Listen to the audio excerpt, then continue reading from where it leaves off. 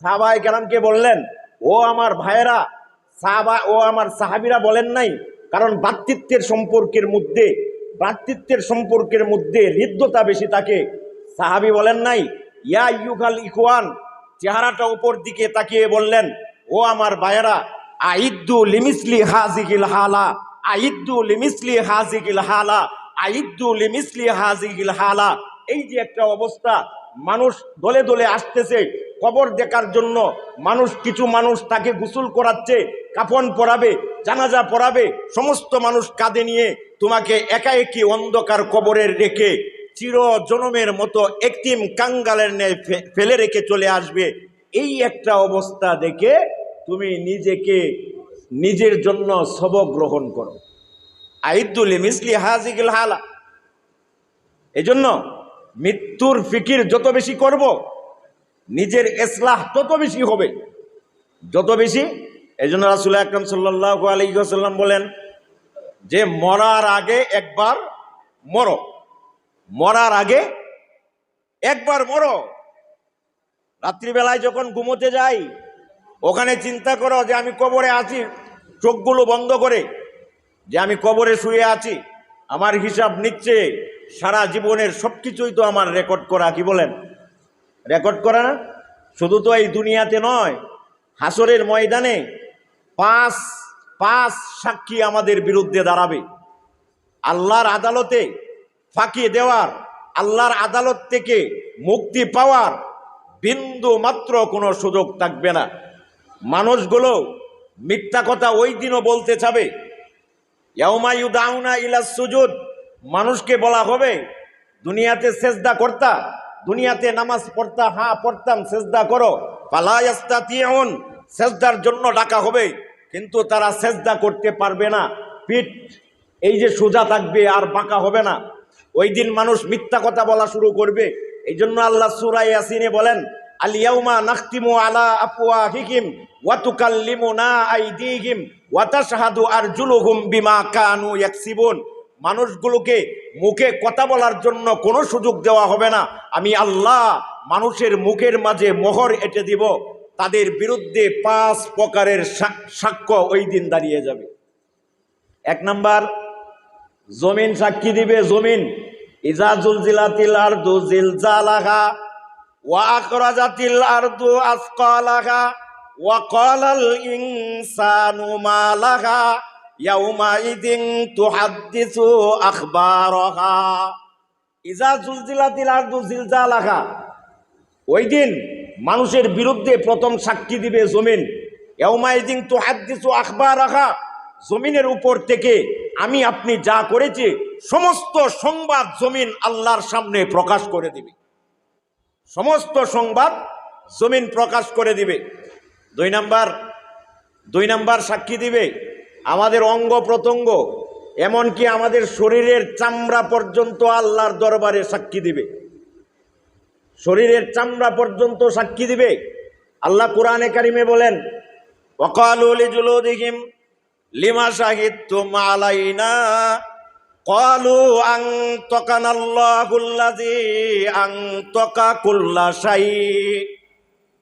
ওয়াকালু লিজুলুদিহিম lima শাহিদতুম আলাইনা, মানুষ চামড়াকে ডাকবে, চামড়াকে।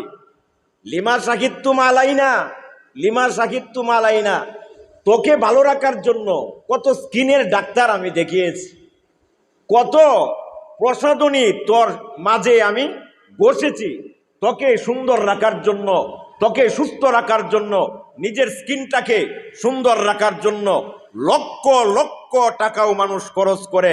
ওয়াকালু লিজুলুদিহিম, চামড়াকে ডাক দিয়ে বলবে, লিমা শাহিদতুম আলাইনা, আজকে আল্লাহর সামনে আমাদের বিরুদ্ধে কেন সাক্ষী দিলা?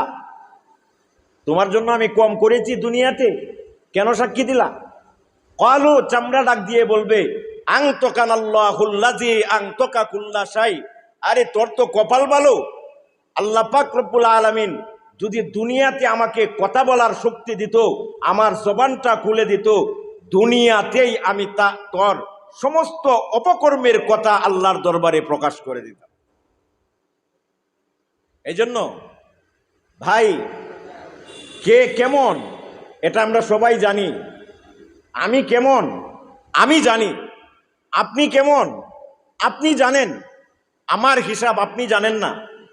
আজকে আল্লাহর রহম, আল্লাহর দয়া, আল্লাহর অনুগ্রহ আমাদের উপর, যে আমাদের মুখোশের ভিতরে, আমাদের চেহারার অন্তরালে আমাদের যে আসল চরিত্র, জাতির সামনে আল্লাহ পাক এটা উন্মুক্ত করে দেন না। যদি উন্মুক্ত করে দিত, নীরবে গোপনে নির্জনে যে অন্যায়গুলো আমরা করি, যদি আল্লাহ পাক উন্মুক্ত করে দিত, এই চেহারা জাতিকে আর দেখাতে পারতাম না। কথা বলেন?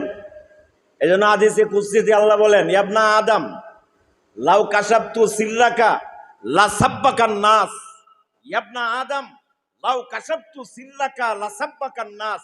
ও বনি আদম, লাউ কাশাবতু সিররাকা, তোমার গোপন বিষয়গুলো, তোমার গুনাহগুলো, নির্জনে গোপনে করা অন্যায়গুলো যদি আমি আল্লাহ মানুষের সামনে প্রকাশ করে দিতাম, লা সাব্বাকান নাস, আজকের মানুষগুলো তোমাকে সালাম দেয়, আজকের মানুষগুলো বড় মসজিদের ইমাম সাহেব যাচ্ছে সালাম দেয়, আজকের মানুষগুলো মিফতাহুল উলুম মাদ্রাসার মুদাররিস মুহাদ্দিস যাচ্ছে সালাম দেয়, লা সাব্বাকান নাস, সালাম দিবে দূরের কথা, তোমাকে রাস্তায় জাতির সামনে গাল মন্দ করত। আমি আল্লাহ তোমাদের সমস্ত বিষয়গুলো ডেকে রেখেছি।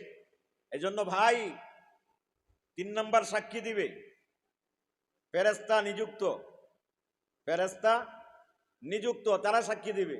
ওয়ালাকাদ খালাকনাল ইনসানা ওয়া না'লামু মা তুওয়াসবিসু বিহি নাফসু ওয়া নাহনু আকরাবু ইলাইহি মিন হাবলিল ওয়ারিদ ইয ইয়াতালাক্কাল মুতালাক্কিয়ানি আনিল ইয়ামিনি ওয়া আনিশ শিমালি কাঈদ মা ইয়ালফিযু মিন কাওলিন ইল্লা লাদাইহি রাকীবুন আতীদ। মা ইয়ালফিযু মিন কাওল ইল্লা লাদাইহি রাকীবুন আতীদ। যত কথা বলে সমস্ত কথা সাথে নিযুক্ত ফেরেশতারা সাথে সাথে রেকর্ড করে ফেলে।